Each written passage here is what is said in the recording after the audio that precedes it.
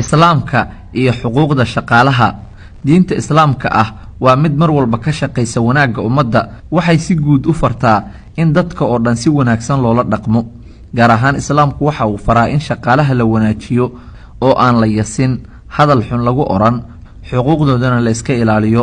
rasuulku sallallahu calayhi wasallam waxa uu yidhi xadiis macnihiisu yahay shaqaalaha siiya mushaarkiisa ama xaqiisa inta uusan dhididkiisu angegin. tani waa marka lagula heshiiyo shaqada maalinlaha ama saacadaha haddiise bil ama toddobaad lagu heshiiyo waa inaysan ka daahin wakhtigii lagu heshiiyey oo ay shaqaaluhu degdeg u helaan xuquuqdooda.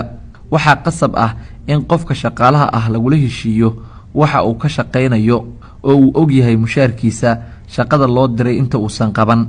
rasuulku sallallahu calayhi wasallam waxa uu yidhi qofka shaqaale kiraysta ha u sheego mushaarkiisa.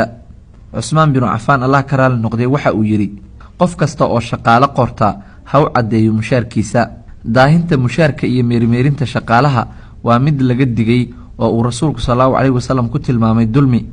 rasuulku sallallahu calayhi wasallam waxa uu yidhi meermeerinta midka wax heli kara waa dulmi.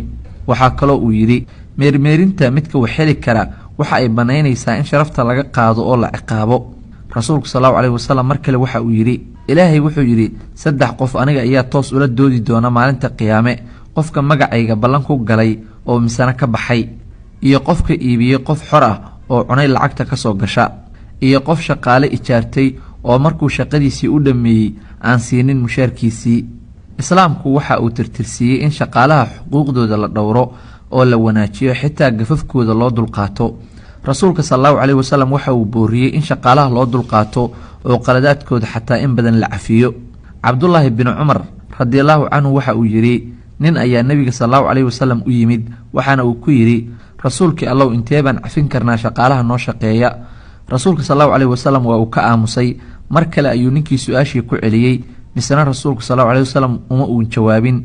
mar saddexaad ayuu ninkii ku celiyey. markaasaa rasuulku sallallahu calayhi wasallam yidhi waxaad cafinaysaan maalin kasta 70 jeer. shaqaalaha oo la dhibaateeyo waa dulmi, waxaana la og yahay sida ay diinta islaamku dulmiga ooga digtay.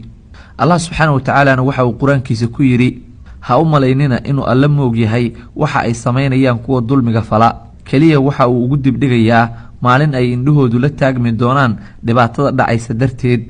waxaa kaloo uu alla yidhi keliya waxa uu eebbe ku helayaa jid uu ku ciqaabo kuwa dadka dulminaya ee dhulka ugu gardaroonaya si xaqdarro kuwaas waxa ay leeyihiin cadaab xanuun badan.